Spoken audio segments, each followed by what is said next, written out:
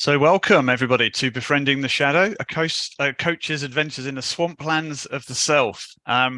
This is a lecture rather than a workshop. So I'll be talking for about 45 minutes, but I've managed to squeeze in a short sort of solo exercise along the way. So it's interactive in that way. But apart from that, if you can save any questions till the end, we should hopefully have a bit of time for Q&A.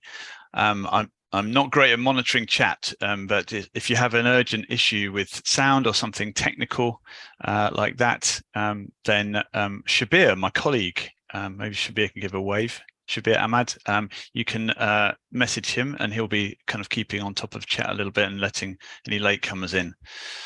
So hopefully that's clear enough. The usual Zoom stuff applies. If you can keep yourselves muted, that will mean that any unexpected interruptions are a minimum, but do keep your cameras on as much as you can. Thank you for those of you who've already put your cameras on. I'd love to see some familiar faces and unfamiliar faces. Everybody's welcome. I'd love to be able to see as much as possible. And if you'd like to shrink the slides or shrink me for that matter on your screen, if you don't already know this, you can do that by going to the top left of your computer screen and do the side-by-side mode. And that should mean you've got a little bar that you can kind of pull across so that you can shrink the slide to a postage stamp size, or you can shrink me to that if you'd like to see the slides more clearly.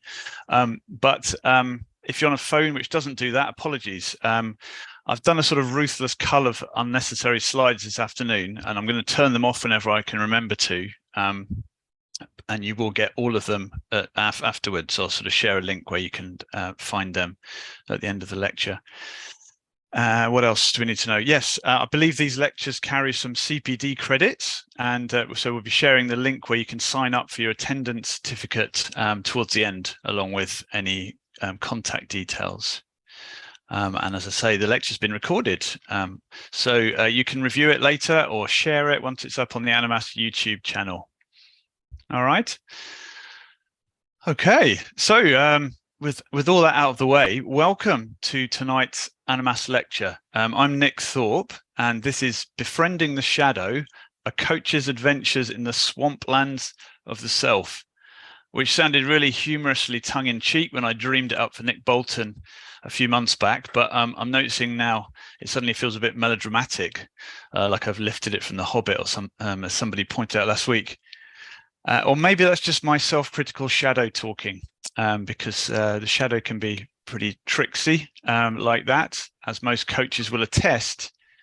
If you've ever had one of those sessions where there's something definitely bubbling under the surface, you can't quite work out whether it's your stuff or your clients, and everything seems just a little bit murky and unclear. And Carl Jung defined a shadow as that which we hide, repress, or deny. Or as he put it, the thing a person has no wish to be. And in that sense, we're guaranteed as coaches to veer into shadow territory, both our clients' shadow and our own, as we work with these kind of unloved, unknown, or hidden parts, which just so often sabotage progress. But the shadow is pure gold, 90% pure gold, said Jung at one point.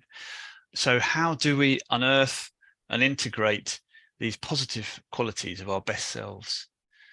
And how do we practically navigate in this sort of subconscious realm anyway, without triggering the sort of natural defenses or projecting our own issues onto our clients? So it does get a wee bit swampy. So maybe the swamplands of the self is fine. And I'll be doing my best to cover a few of those bases in the next hour. We'll be finishing at 8 o'clock. And I'll be hoping to touch on a number of different things. Let me just give you a little preview of the kind of things we'll cover practically. What is the shadow? Where does it come from? How to understand your own shadow selves, a little sort of exercise we can do there, a bit of fun. Projection can be a very powerful self-diagnostic tool that we'll learn to wield a little bit or look at. and then look at sort of practically ways to glimpse our shadow, particularly as a coach. Obviously, I think most people here are coaches or linked to coaching in some way, or maybe supervisors. So we're looking at kind of practically how this might show up in our coaching space.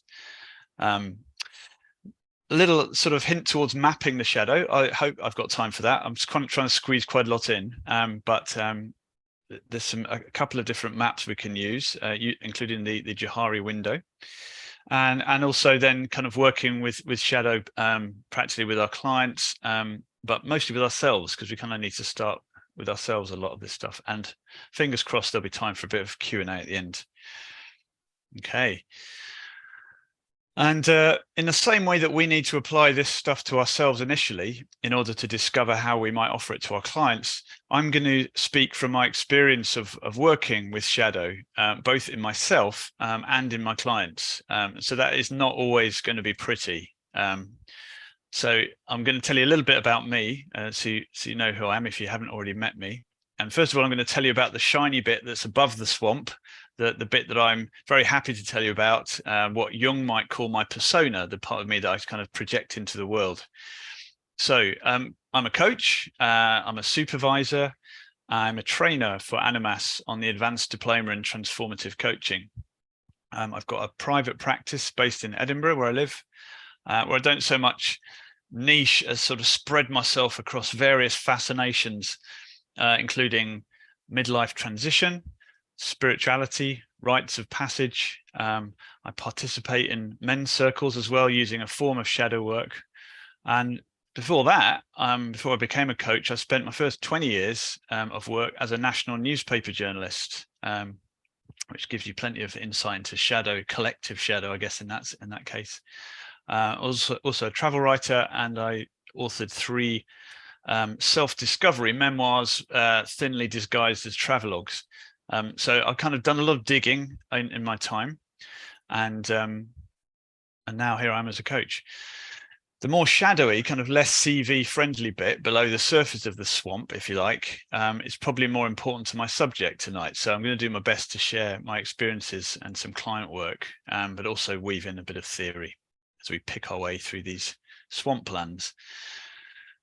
So first of all, why am I particularly interested in shadow? Well, long before Carl Jung popularized the term shadow, obviously philosophers and religious leaders and most of us were struggling with the big issue of what Francis Bufford has called the human propensity to fuck things up, be that our relationships, our environment, our own well-being, and other people's. And this is a particular slant on human nature, but I first heard that through the religious lens, having given my life to Jesus at the tender age of 12. And here's St. Paul wrestling with what Jung might have called his shadow, but Paul calls something else. I do not understand what I do, for what I want to do, I do not do, but what I hate, I do. For I have the desire to do what's good, but I cannot carry it out. Doesn't that sound spookily like a client on a discovery call? Certainly feels like me as well. For I do not do the good I want to do, but the evil I do not want to do. This I keep on doing. Now, if I do what I do not want to do, it's no longer I who do it, but it is sin living in me that does it. So this was Paul's take on it, on what it is that sabotages our efforts to grow. Why we even have a job as coaches. If it was as easy as just wanting to do something and doing it, we wouldn't have a job. But there's this inner war, right, that a lot of us are fighting. And I certainly totally resonated with St. Paul on this for much of my first 30 years. I was quite an anxious, critical, self-critical, mostly young man, plagued by migraines. I was academically very successful, but also kind of expecting a tap on the shoulder at any moment. And religion, I guess, gave me a very precious early experience of awe and wonder in the positive sense. But I think it also stoked a very fierce inner critic and a sort of default survival strategy of doing as much as I could to be what others needed me to be. The idea was, if I was a nice guy, people would like me. perhaps even meet my deepest needs without me having to work out what they were and ask them. So if you fast forward now 20 years, above the swamp, things were looking good. I'd sort of roved around the world as a travel writer, had a loving family. I'd just become an adoptive dad. But as I kind of approached my 40th birthday, I was really feeling in many ways really stuck, swampy. And I remember sitting at my desk one sunny morning amid all these piles of papers and mounting journalistic deadlines, trying to finish a manuscript of my second book. When I realized I couldn't actually type another word. Like I couldn't force myself to do it. It was like the kind of the willpower mechanism had broken. I couldn't keep forcing myself to do what I was doing. I was gonna burn out. And that was when, in sheer desperation and with some cynicism, I booked my first appointment with a life coach. So I'm going to pause there before I tell you what the life coach says, because at that time I hadn't actually heard of shadow in the kind of Jungian sense. So let's pause and take a look at what shadow is. And yeah, having just taken the slides off, I will now put them back on again and share screen. So Jung, 1875 to 1961, little canter through what he did for us, brought us many things, chiefly known for those of us who talk about ourselves as introvert and extrovert, archetypes, and other facets of a kind of universal subconscious. He built this sense of dreams and the subconscious, not as a kind of random clearinghouse of fragments, but as I see it, a sort of immense resource for our growth and development. So this power of the unconscious was really key. And central to this idea was the idea of the shadow, you know, this thing that a person has no wish to be. Now, the shadow crops up throughout history and literature, of course, long before and long after Jung. Think of Dr. Jekyll and Mr. Hyde, or, you know, the Incredible Hulk. It's nowhere near as simple as simply the thing a person has no wish to be. It's sort of quite multifaceted, this idea. There's this idea of the golden shadow. Let me read you the full quote there from Jung. His Jung slightly longer explanation. The shadow is the negative side of the personality, the sum of all those unpleasant qualities we like to hide, together with the insufficiently developed functions and the contents of the personal unconscious, which is the shadow. But it also displays a number of good qualities, such as normal instincts, appropriate reactions, realistic insights, creative impulses. There's a tremendous creativity about all this stuff that's in our shadow. He built on this positive aspect, saying at one point that, you know, it was 90% pure gold. And to understand why, we kind of need to go back to the very beginning, I think, and ask, how is the shadow formed? How do we end up with a shadow in the first place? So, I mean, basically, the birth of the shadow comes from all of the traits, all of the things about you that were ridiculed or shunned by others, met with punishment by society, by your family, your caregivers, or your peers. Okay, so anything that you were told wasn't okay. And Gabor Mate, in his excellent new book, but also plenty of times previously, has talked about the two survival needs that we've got as human beings, particularly in childhood, which sometimes come into conflict. And these are attachment and authenticity. And when authenticity threatens attachment, attachment trumps authenticity. Well, what does that mean? Okay, so if you think about the human infant, us as babies, we are like the most helpless, the least mature of any creature at birth, or of many creatures at birth, and we can't survive without the attachment relationship to our caregivers. But we also have this other need, authenticity, which is basically being connected to ourselves. So connected to others and connected to ourselves. And for 100,000 years of this species existing on Earth, we lived out there in the wilds, relying on this gut feeling, on our gut feeling. So it's not just some kind of hippie quality that this authenticity thing. It's like we need to know who we are and to attach to ourselves. So that's also a survival need. But then what happens if your authenticity threatens your attachment relationships? So for an example, let's say I run into the kitchen as a little 5-year-old, excited, stark naked on a hot day, and yell, "I want an ice cream." And suppose my mum frowns at me and is embarrassed by my lack of clothing and tells me to go away and find my trunks this instant. Or maybe she's fine with that, but doesn't like the demanding way I shouted and says, "I want doesn't get." Did anybody get told that? I want doesn't get. How screwed up is that?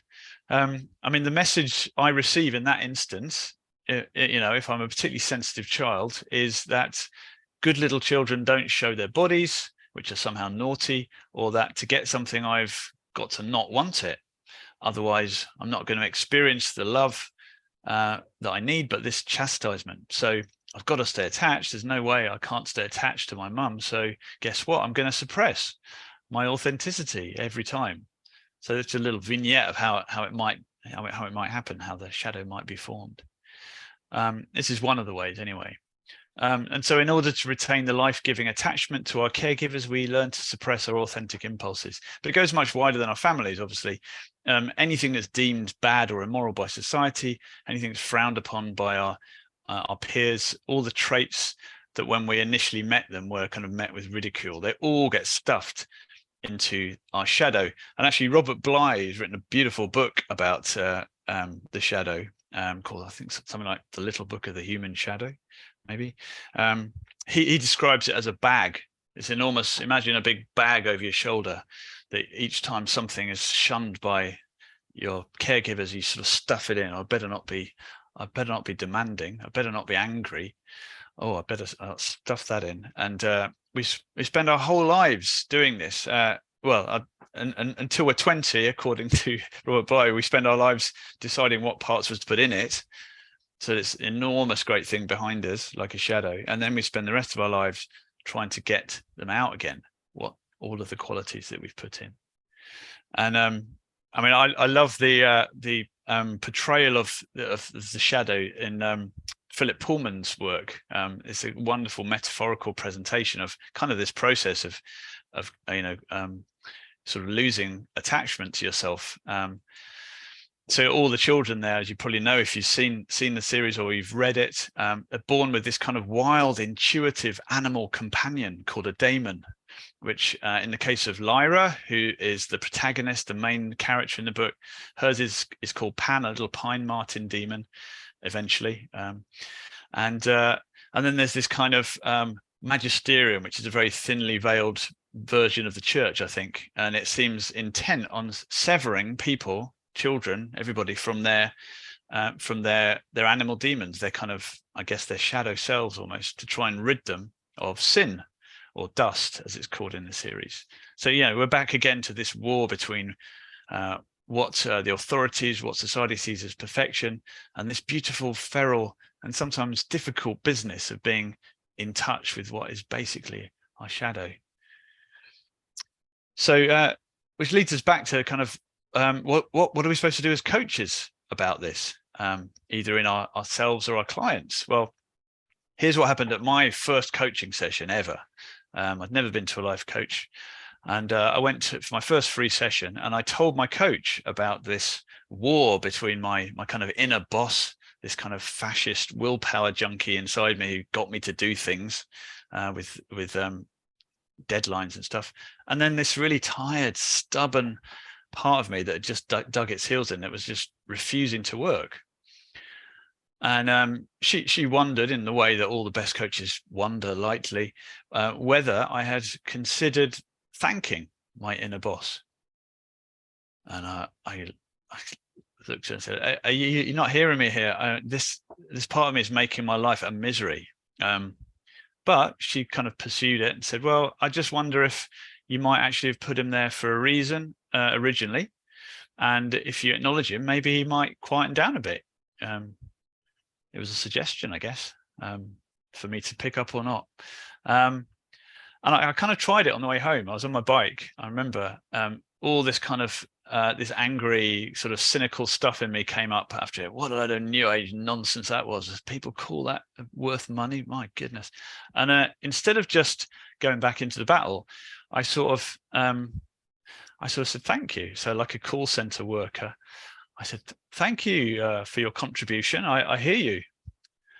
And amazingly, this inner chatter just dropped. It didn't completely go away, but it sort of it was like I took the wind out of that inner critic sails, and oh, okay, you've heard me, great.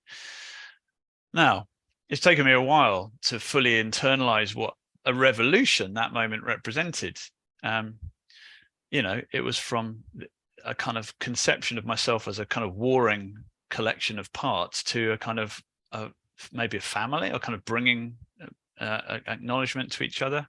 And in terms of the Jungian shadow, it kind of represented the beginning of my integration of a part of me that I'd kind of exiled and had no wish to be by thanking it. And, I could see that my inner critic was also the part of me that was really good at editing my manuscripts pretty well. I kind of gave it that job a little bit more. Thank you for being there. I need you. And the critic met the part that was tired, and they started relating, and I actually cooked up an idea for another book from it and decided to go around the world kind of trying to find people who'd learned to let go, but that's a whole other story. Anyway, this is the path of self-actualization for us and for our clients, when we kind of integrate these elements of our psyche that we've repressed and denied, these elements that make up what Jung called our unconscious shadow side. So yeah, we've got negative parts of the shadow, but also good, positive parts.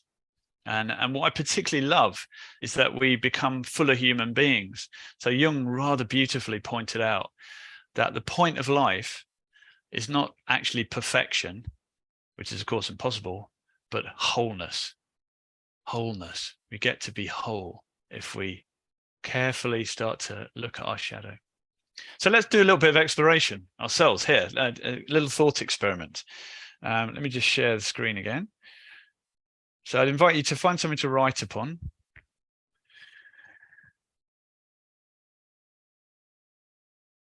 And I'm just going to ask a few questions. Well, the screen will actually. So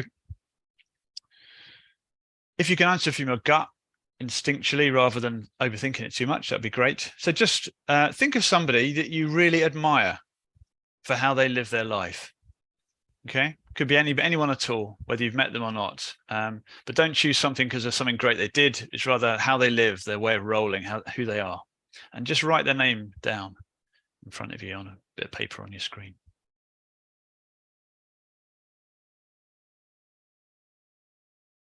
Okay, once you've got that, underneath that, 3 adjectives about that person.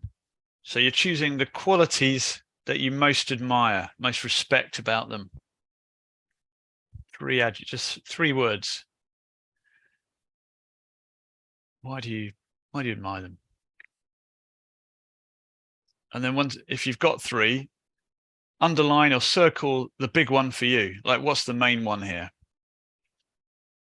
So you should end up with 1 word, one adjective describing this person that you admire. Okay.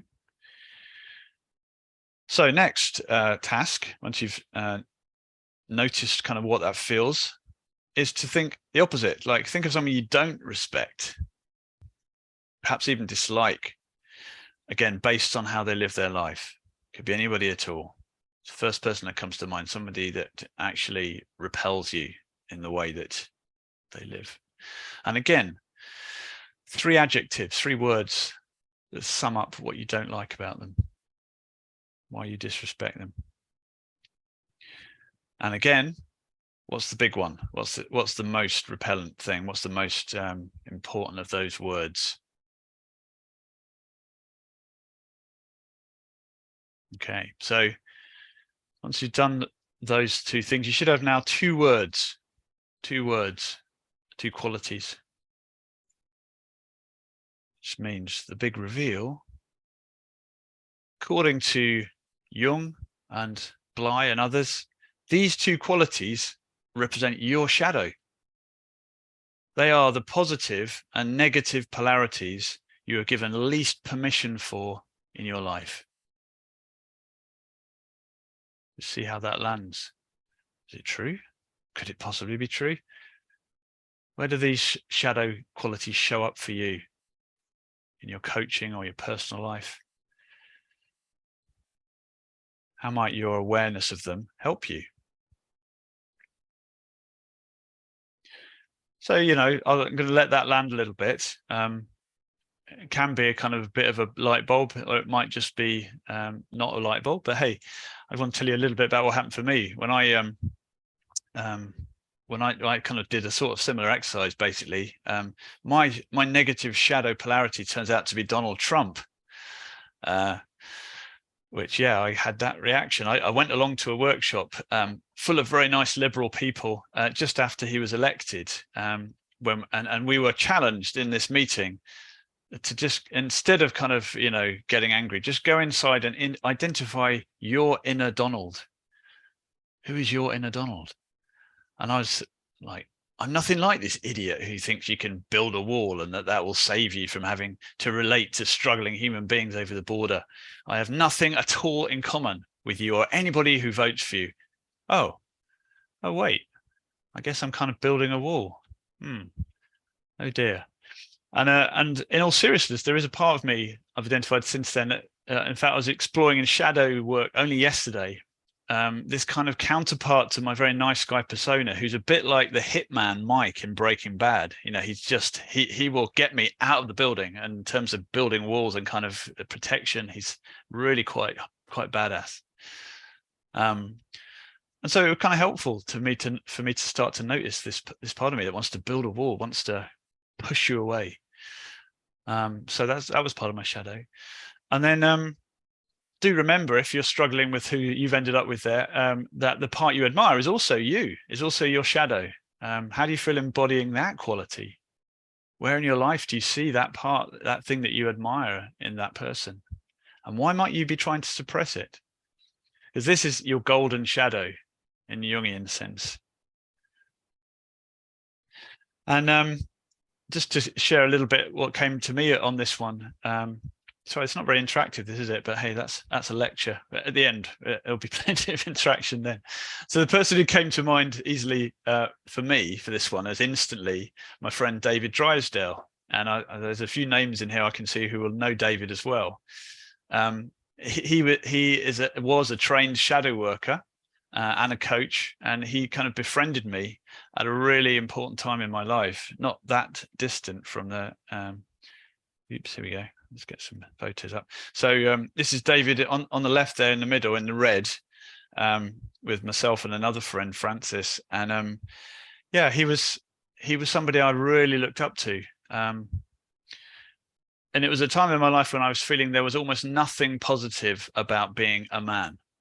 I mean, this was well before Me Too and the recent revelations about the police and institutional misogyny and all of that. And even then, it felt a bad thing to be male. But David was this new dad who was really determined to offer his son a better vision of being a boy. It was okay to be a boy. Boys were good. And I was looking for a kind of male rite of passage to see if I could do the same for me. And David was part of an organization called the Mankind Project, which was running a sort of a form of rite of passage up in the Highlands. And it was a really amazing weekend. I went from being kind of ashamed of my masculinity to kind of meeting some really magnificent men from all walks of life. We all gathered together, looked at our shadows as well. I mean, that was kind of the descent down into our shadow territory, and also our gold. We learned to kind of communicate our emotions and our love and our missions in the world.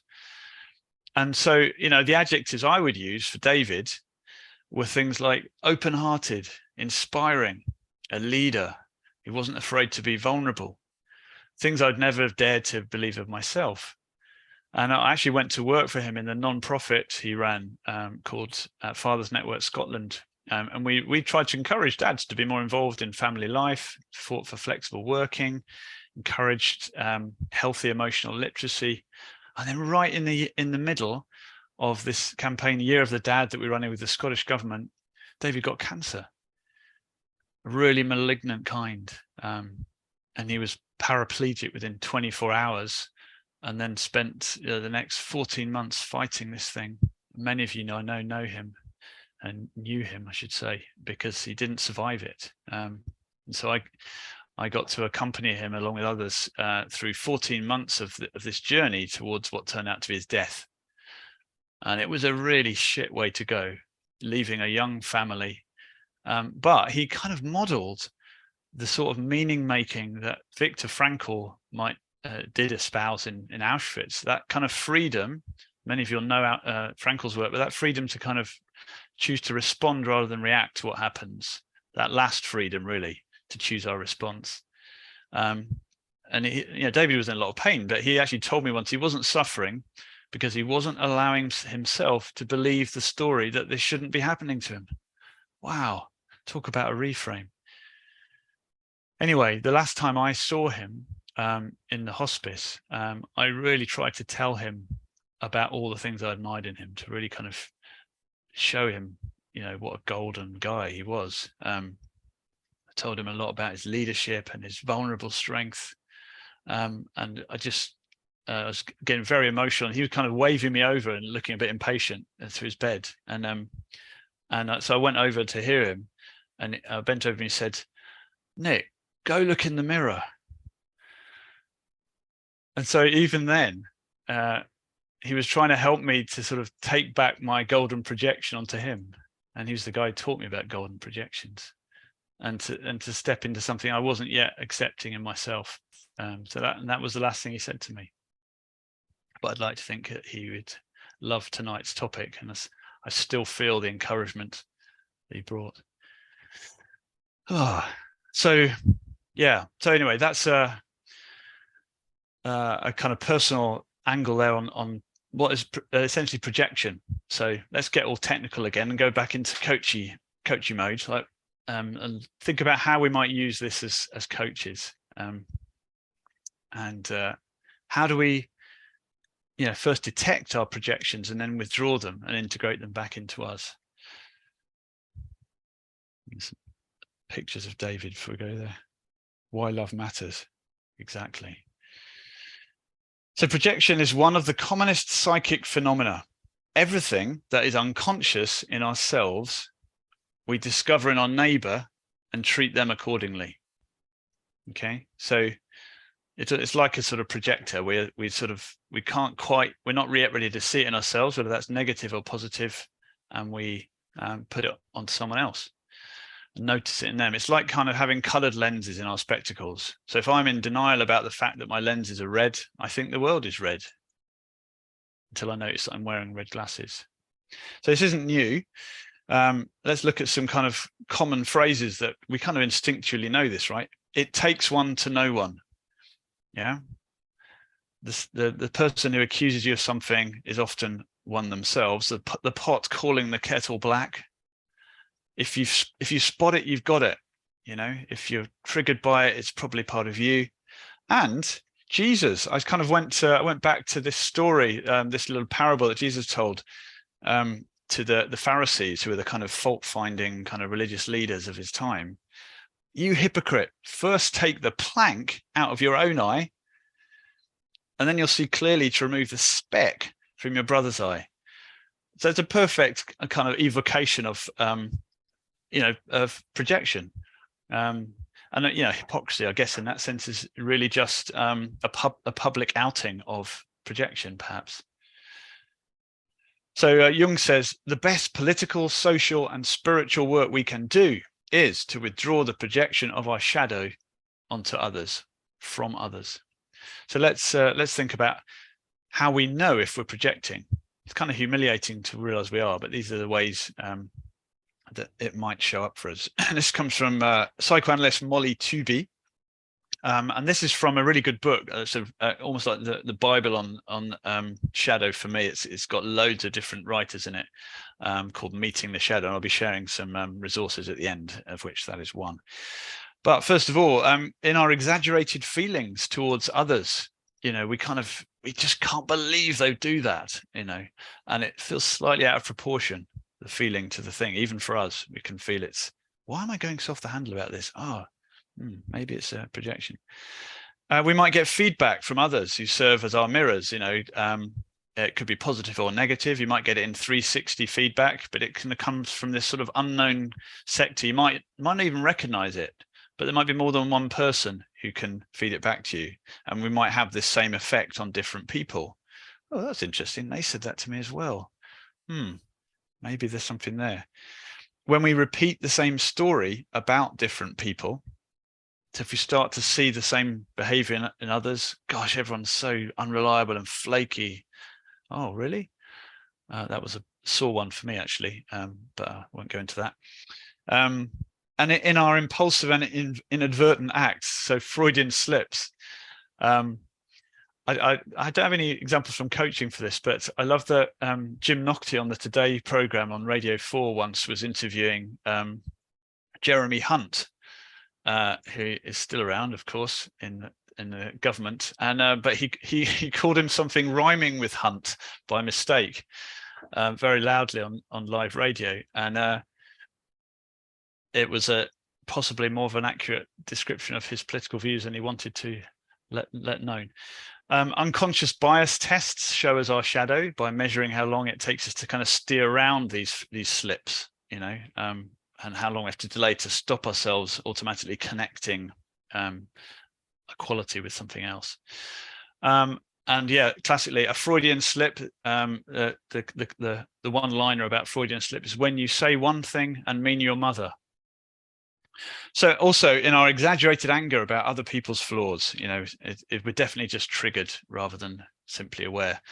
So let me give an example about how this might come up in coaching. So my clients kindly allowed me to share a version of her story with some stuff changed. So I'm just going to tell you and see if you can spot where sort of projection becomes a possible issue here. So I'm a supervisor as well as a coach. So Jane came to me for supervision. Jane is a coach, and she was really troubled because she was very strongly judging her client. And her client was a mother who was feeling resentful that a child with some behavioural issues had kind of impacted her daughter's birthday party. Wasn't a massive thing, not a big crisis, but Jane was really kind of feeling, she said, you should never blame others. I feel that really strongly. I can't get past this feeling. It's almost like self-righteous disdain for this woman. And she really wanted to have unconditional positive regard for her client, but she just felt she couldn't hold space properly for them. You're just judging them so much. Anybody been in that position? Sort of that kind of, you just shouldn't be doing this. So for me as a supervisor, something about the absoluteness of you should never blame others, full stop, caught my attention. And so blame as a thing seemed worth exploiting. Exploiting. Oh, that was a Freudian slip. Blame seemed worth exploring. So we talked a bit more about the situation. And it transpired that she had a particularly fierce judgment about taking responsibility where children were involved. She said, it's always better to blame yourself. So there were a few indicators here, right, that there was some possible projection going on. The absolute language, the fierce emotion that felt a little bit out of proportion to the children's party in question, even to Jane, who was struggling to understand why she was reacting like this. So I asked a kind of useful question I often ask in this situation. Is there anywhere else in your life where this issue of blaming or being blamed has come up? And she thought for a minute, and she immediately went a little bit still. And it was really obvious that she was feeling suddenly very emotional. So I kind of reassured her, tears are very welcome, all emotion, it's good, take your time. And after a moment or two, she was able to tell me what surfaced for her, which was that as a child of divorcing parents aged 12, she had been asked to choose who she wanted to live with. She'd chosen her mother, which meant that she would no longer live with either her father or her brother. and she felt huge inner conflict, but she never shared that conflict or how difficult it was with her mother, because her mother was already suffering from depression. And then soon after, her mother decided that they were going to move to South Africa, so a completely different continent. And she asked Jane to be the one to hand over to her father the envelope containing the news that they were going to leave forever to South Africa.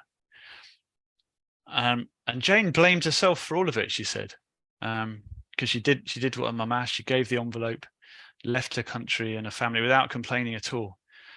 And she felt she couldn't blame her mother, because that would have been bad, and it would have made her even more depressed. She might even have rejected me, she said. She was pretty unwell.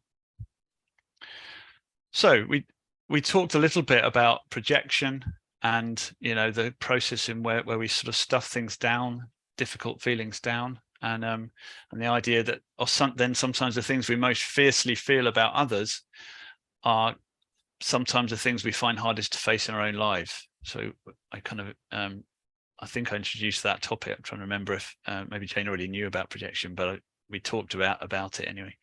And she made the connection that both situations, the children's party and the her own situation, concern the well-being of children, in particular her own child self, and how deeply she felt about it. And she ended the session with, I want to modify my judgment from that people shouldn't blame others to people should put children first and listen to their feelings. So she brought something out of shadow there by giving herself permission to let go of some responsibility. What I'm taking away, she said, is a better relationship to myself as a 12-year-old and a permission to be open about my feelings now.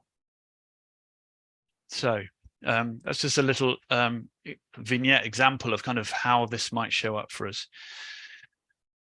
So let's from there start to look at how we might actually work with the shadow as coaches. Just looking at the time, I think we're doing all right. Might be hopefully still have some time for Q&A at the end. But what lessons can we draw from that about working with shadows as coaches?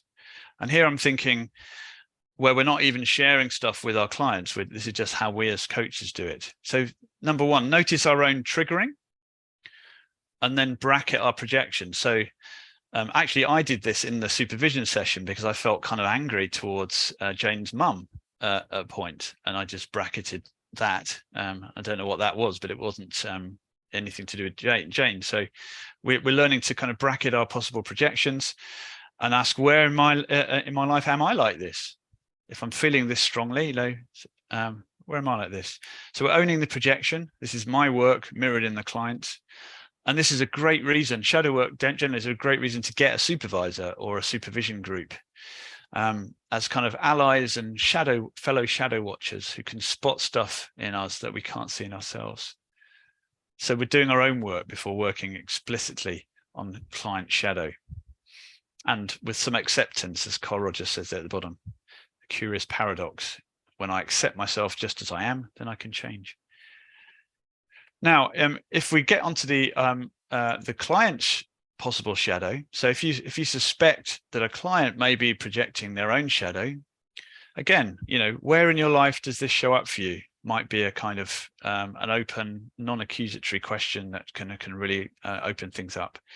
And particularly, I'm fond of the work of Byron Katie. And anybody come across that? Loving What Is, the kind of 4 questions and a turnaround. It is basically it can be a way of taking back projections, although she doesn't really talk about it like that. But for me, it's a really good one. So do look into that. We might offer to share the theory of shadow, remembering to mention the golden part as well as the other part, and this goal of wholeness, not perfection, which again can be such a relief. And what I personally end up doing a lot of when I'm working with clients is what you might call parts work. So transaction analysis, parent, adult, child. There's Richard Schwartz's internal family systems, or there's something called shadow work itself, which is used a lot with the Mankind Project. And I was working with, and David was a shadow work accredited coach. because you can then assume positive intent from each part, which is, was the beginning of my coaching journey, if you remember, that, oh, maybe this part of myself, this inner critic, could actually be redeployed as part of a kind of inner system, an inner family where everybody belongs. All of us belong. So we're kind of bringing home the exiles with shadow work. Okay. And just a little caveat, because I think it's really important. Oops, hang on. Do you know what? I'm going to come back to that. Sorry, excuse me a sec. There it is. Is around trauma. I think it's important to remember that obviously trauma overlaps a little bit with shadow here. And so it's worth kind of getting a little bit aware of that if we're not already. So trauma often involves a splitting off of a part of us to avoid pain, and that part is often put into shadow. And so triggering is what happens when something said or heard snags the edge of traumatic memories and perhaps puts us in a heightened state of alertness. And as coaches, we'll have different degrees of awareness of trauma and competence in working with it. But the basic skill of coaching is not really best suited to the kind of long-term psychological work often needed for deep trauma work. On the other hand, as Gabor Mate makes clear in his great new book, The Myth of Normal, trauma of the developmental kind, it's almost unavoidable on some level in the vast majority of us. So we've all had something went wrong in childhood that didn't kind of meet a need, taken in by osmosis from the various stresses of family life. So we're going to come across some kind of trauma as coaches. So with that in mind, contracting for safety with your client, that kind of checking in at the start, obviously really important. Is there anything I should know? Obviously signposting those who kind of who find that they've got severe traumatic stuff to work with to specialists, even if we continue to work alongside another professional as a coach, just to know that they're supported there. And then making it really clear that emotion is welcome, if that's true. So if you are comfortable with emotion, just really welcoming it when it comes. And so crying and grief are kind of part of coaching and nothing to be afraid of. And as coaches, we can really say, yeah, your tears are welcome. Obviously, if that's a little edgy, then we don't say that. I'm not brilliant with strong anger, for example. So some emotions we just need to know ourselves a bit, and obviously pay attention to our client very carefully. If there is a kind of continuum from a calm state to a really extremely triggered fight, flight, freeze state, and we'll get some signs along the way if a client's getting quite tense. So just that whole check-in thing. So I just wanted to bring that in because I think it's important that we are trauma aware as coaches. There's some great training out there, which I've done a little bit of, and just would really recommend that. Some more details on the slides that you'll get. But Julia Vaughan Smith, the person I've had a bit of training from, and really useful. coachingandtrauma.com.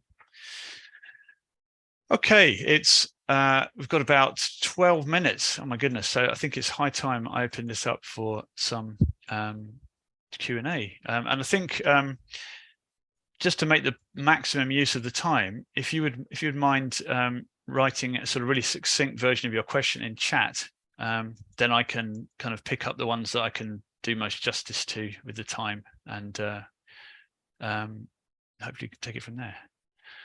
So let me see what's coming. I haven't even looked at chat yet. Okay.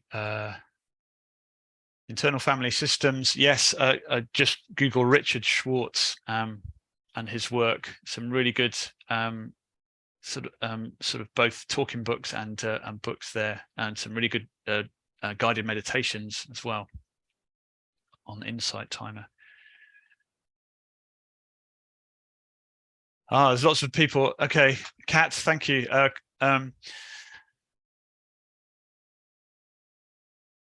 Yeah, I can't help you on that other than suggest just sitting with it. It's sometimes these things are quite uncomfortable.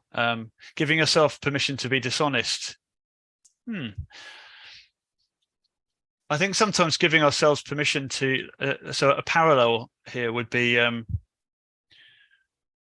when we've made an agreement, and actually in retrospect, it's an agreement we shouldn't have made because it's we're kind of becoming depleted by it. The honorable thing in that might be to go into the shadow dishonor of not keeping it, breaking the agreement. And I think there's probably a parallel with dishonesty as well. How do I introduce working with the shadow with a client? I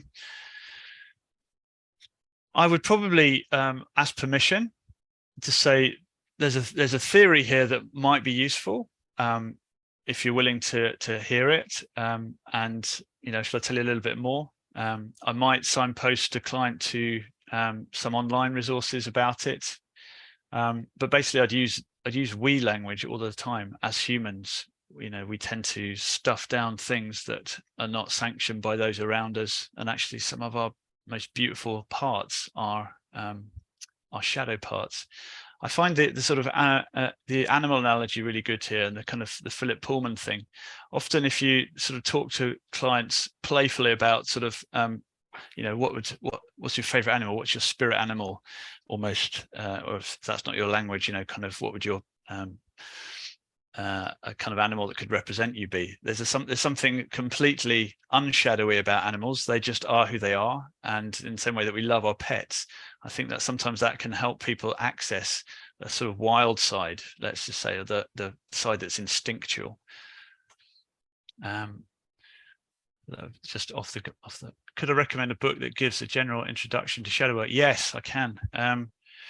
In fact, I've got a massive list. The one I'm listening to at the minute, it's not a book, it's an audio book, which really should be a book because it's so good, but it's by somebody called Robert Augustus Masters, Knowing Your Shadow. And it's like a kind of workshop on tape. And I don't think I've ever heard such a kind of experienced shadow worker sort of talking about stuff.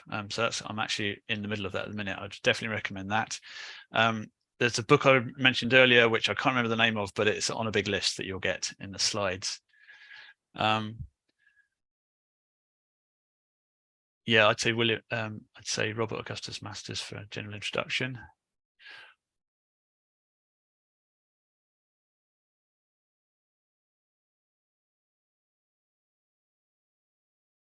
Yeah, it sounds from your supervision example that our shadow can come up when the aim is to be non-judgmental with clients.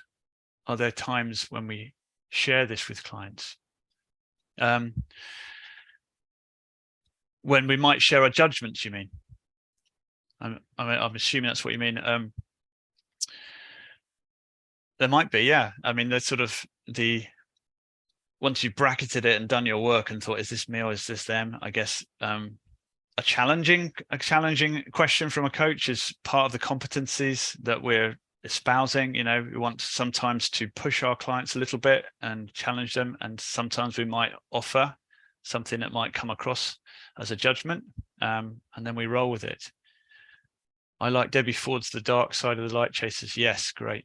Yeah, she's very good. Thank you, Ruth. Have I missed anybody? What does noticing negative things in others mean for us? It doesn't always mean that it's about us, but quite often, if there's a sense of triggering, it is about us. It doesn't mean the other person doesn't have those qualities. So in the men's work that I do, there are some great processes where if there's a kind of a negative charge between two men, there's a possibility of taking sort of voicing the kind of judgment, and the person who's willing to hear it is asked to kind of put a sort of psychic shield in place, and so just to quietly take in any of the criticism that feels that it fits. They don't have to say that it fits, but just to kind of quietly take it on board and let all the rest ping off. But often, particularly when in a charged situation, a lot of it will be about you. And for me, that's incredibly liberating because, it's really difficult to change other people, right? So if there's something really irritating me about somebody close to me that I just think they should just sort it out, and then I think, oh, but the fact that I'm so charged by it means there's something in me that I could change. So for me, it's a great opportunity apart from anything else. Just go down a bit further in the last few minutes.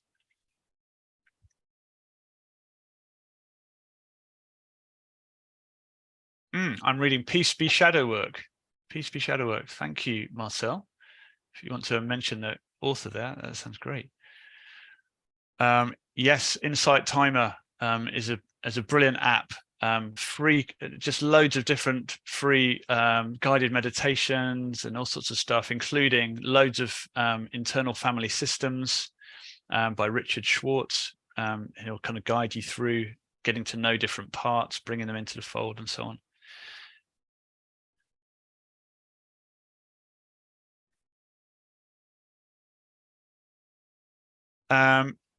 I haven't got anybody offhand I could recommend for IFS, but if you go to their website, I'm pretty sure they've got a kind of database of people. So that would be the best route there. Oh, thank you, Shabir. Yes, we kindly request that you access the form provided via the link below to claim your attendance certificate. So this counts, I think, towards some kind of CPD gold in the chest. And if you go to that link, and just while we're on links, actually, that's a good reminder for me. If you would like the slides, I'm just going to share a Google form.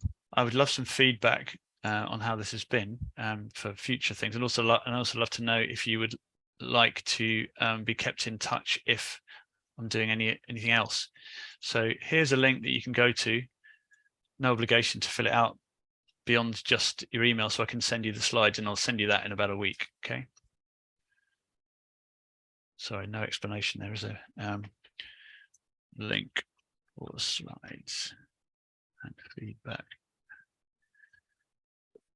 Okay, I'm going to take one more question. Thank you, Lucinda, who trained with Debbie Ford. Yeah, she's a luminary in these circles of shadow work. Is there a connection between shadow in us and others and how we give or perceive feedback? Almost certainly, yeah.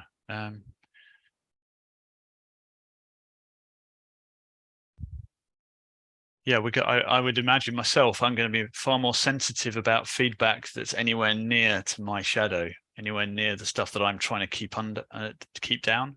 So one of the most humiliating things about being a nice guy is that when you go into your shadow, you realize you're really not nice at all. And the gaff is blown, and it's all just this kind of unspoken contract to avoid having to actually ask for what you need. And so anything that tweaks this kind of this persona that I'm trying to put out of being such a nice, sensitive guy tends to, in feedback, tends to trigger me a bit. So, and that would mean that there's a definite link there, isn't there, between my shadow and how I perceive feedback. So thank you for that, Renato. Okay, I think it's probably time we drew this to a close, but I'm really grateful for you for showing up. Thank you so much for being here. As I say, I'm really delighted to get any feedback you're willing to give on the link I just shared.